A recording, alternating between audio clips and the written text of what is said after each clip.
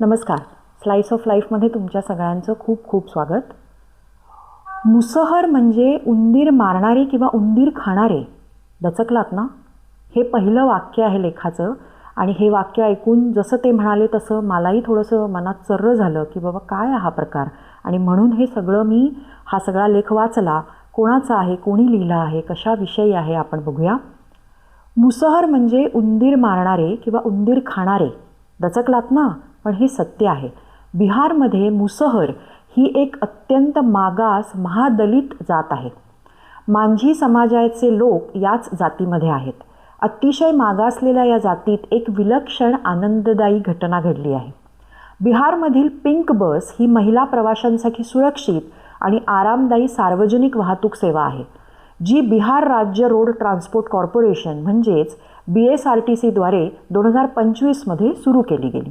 काल परवापर्यंत या बसचे ड्रायव्हर केवळ पुरुषच होते, कारण बिहारमध्ये हेवी मोटर व्हेकल म्हणजेच HMV लायसन्स असलेल्या महिलांची संख्या कमी होती. पण आता एक क्रांतिकारी बदल घडलेला आहे. काही तरुण मुली ड्रायव्हर म्हणून नियुक्त झाल्या आहेत आणि या सगळ्या मुली मुसहर जातीमधल्या आहेत. यंदाच्या प्रजासत्ताक दिनी बिहारची राजधानी पाटणामध्ये गांधी मैदानावर झालेल्या परेडमध्ये बिहारने इतिहास रचला.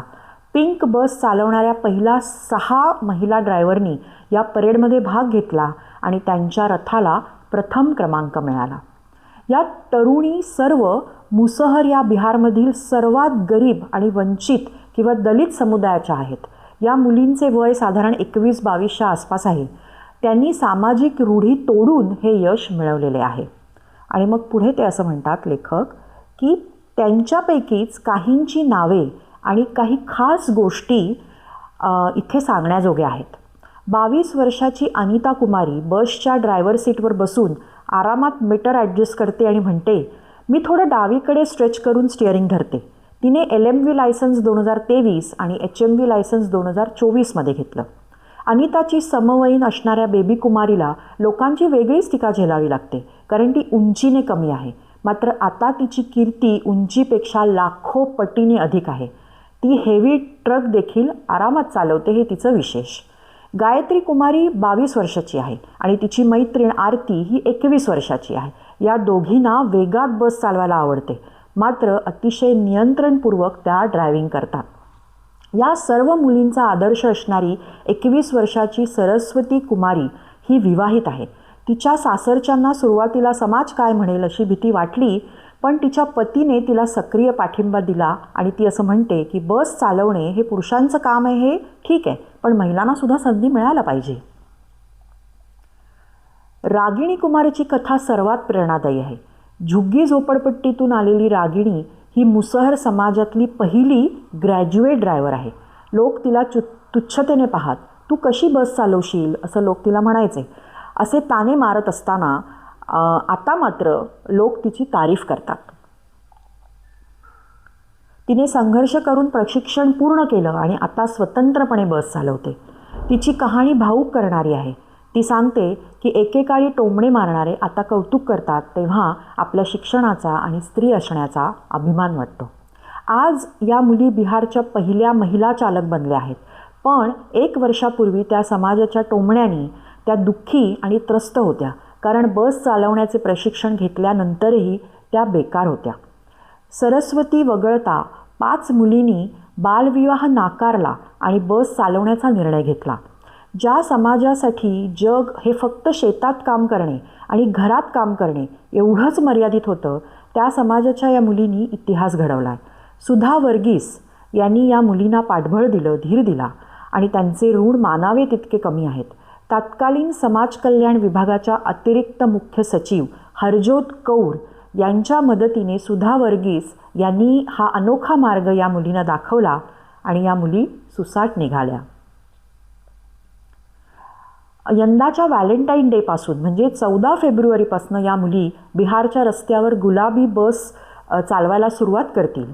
या मुलींना सलाम. या मुलींबद्दल तुम्हाला काय वाटतं ते आवर्जून कमेंटमध्ये लिहा. जातीच्या दलदलीत रुतून बसलेल्या आणि मागास राज्य असा शिक्का असलेल्या बिहारसारख्या राज्यात ही घटना विलक्षण आनंददायी आणि काहीशी क्रांतिकारकच म्हटली पाहिजे. पोरीनो, तुम्हाला खूप खूप शुभेच्छा. समीर गायकवाड. समीर गायकवाड यांनी हा लेख लिहिलेला आहे. या निमित्ताने काही गोष्टी मी तुमच्याशी बोलू इच्छिते. सगळ्यात पहिलं म्हणजे या मुलींचं करावं तितकं कौतुक कमी आहे. कारण काही जणांना असं वाटेल की अरे काय मुली आता कुठच्या कुठे पोचल्या आहेत, विमान चालवतात किंवा आपण परग्रहावर सुद्धा पोचलो आहे. पण लक्षात घ्या की या मुलींना उपलब्ध संधी, म्हणजे संधींपर्यंत तर आपण जाऊयाच नको, बेसिक ज्या गोष्टी असतात म्हणजे चांगलं अन्न मिळणं किंवा अंगभर कपडा मिळणं, शिक्षणाचा अधिकार असणं, हा सुद्धा जिथे नाकारला गेला आहे अशा समाजातनं येणाऱ्या या मुली आहेत.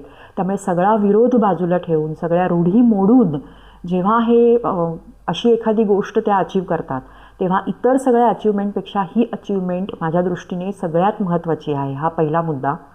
याच निमित्ताने आणखीन 2 गोष्टी माझ्या लक्षात आल्या, त्या मी तुमच्यापर्यंत मांडते. की सगळ्यात पहिली गोष्ट म्हणजे खूप विपरीत परिस्थितीतनं या मुली आल्या आहेत. काहीही त्यांच्याकडे सोर्सेस नाही आहेत आणि असं असतानासुद्धा कुठेही हार न मानता काहीतरी आपल्या आयुष्यात वेगळं करायचं आहे हा उद्देश ठेवून, काहीतरी कष्ट करून, काहीतरी नाही मी म्हणत, मला वाटतं की बऱ्याच प्रकारचे त्यांना युद्ध लढावी लागली असतील इथपर्यंत येण्यासाठी. आणि असं जेव्हा आपण वाचतो बघतो तेव्हा आपल्याला असं कुठेतरी वाटतं की अरे छोट्या छोट्या गोष्टींसाठी मी काय तुम्ही काय आपण सगळेच काहीतरी आपल्या मनासारखं झालं नाही तर देवाकडे कंप्लेंट करतो, सिच्युएशनला दोष देतो. तर खरंच आपण अशा परिस्थितीत आहोत का की आपण देवाकडे काही कंप्लेंट केली पाहिजे? सगळं दिलं आहे आपल्याला देवाने, उत्तम आयुष्य दिलं आहे, जेवायला 2 वेळ चांगलं मिळतं आहे, कपडा लत्ता चांगला आहे, उलट थोडंसं लक्झरियस आयुष्य आपण जगतो आहे. अशा वेळेला एखादी गोष्ट आपल्या मनासारखी नाही झाली तर लगेचच सिच्युएशन किंवा देवाला दोष देण्यात खरंच काही अर्थ नाही. असं हे वाचल्यानंतर मला वाटलं की आपण खूपच चांगल्या परिस्थितीत आहोत, देवाचे आभार मानायला हवेत आपण यासाठी. आणि दुसरी एक गोष्ट लक्षात आली माझ्या की कुठेतरी एखादी कमतरता असणं किंवा कशाची तरी कमी असणं हे प्रगतीचं कारण ठरतं आहे का? कारण बघा, तुम्ही आजूबाजूला बघितलं तर ह्या मुलींचं जसं आज आपल्याला उदाहरण वाचायला मिळालं तसं अनेक अशी उदाहरणं मिळतात की ज्यांचे आईवडील खूप गरीब परिस्थितीत आहेत, कोणाच्या तरी घरी काम करत आहेत किंवा एखादं असं काम करतायत ज्याच्यातनं फार काही अर्थार्जन नाही आहे आणि रोजच्या गोष्टी पूर्ण करण्यासाठी सुद्धा त्यांना धडपड करावी लागते. अशा घरातनं एखादं मुलगा किंवा मुलगी IITला ॲडमिशन मिळाली किंवा आणखीन काहीतरी मोठं आयुष्यात अचीव केलं असं आपल्याला ऐकायला मिळतं.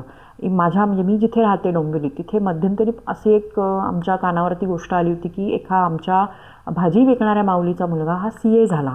असं जेव्हा आपण ऐकतो तेव्हा मला प्रकर्षाने असं जाणवतं की कुठेतरी सल आहे, काहीतरी कमी आहे आणि ते पूर्ण करण्यासाठी जिद्दीने पेटून उठून काही गोष्टी केल्या जातात. मग पालक म्हणून जे माझ्यासारखे आहेत, ज्यांची मुलं आहेत, ज्यांची अजून करिअर व्हायची आहेत किंवा जी लहान आहेत मुलं, अशा वेळेला पालक म्हणून आपण असा विचार करायला हवा का की सगळंच आपण उपलब्ध करून देतो मुलांना अगदी सहज आणि सोपं? तसं न करता थोडासा हात राखून किंवा थोडीशी कशाची तरी कमतरता जाणवून त्यांना दिली पाहिजे का? किंवा दिली पाहिजे असं मला वाटतं. कारण त्याच्यानी काही वेगळ्या गोष्टी आपल्याला साध्य करता येतील. मला जे वाटलं ते मी तुमच्यापर्यंत पोचवलं. या मुलींचं पुन्हा एकदा मनापासून मी कौतुक करते आणि त्याचबरोबर ह्याचे जे लेखक आहेत गायकवाड साहेब, समीर गायकवाड, यांचं मी मनापासून आभार मानते की त्यांनी मुळात हा लेख माझ्या चॅनलवर वाचण्यासाठी मला परवानगी दिली. धन्यवाद.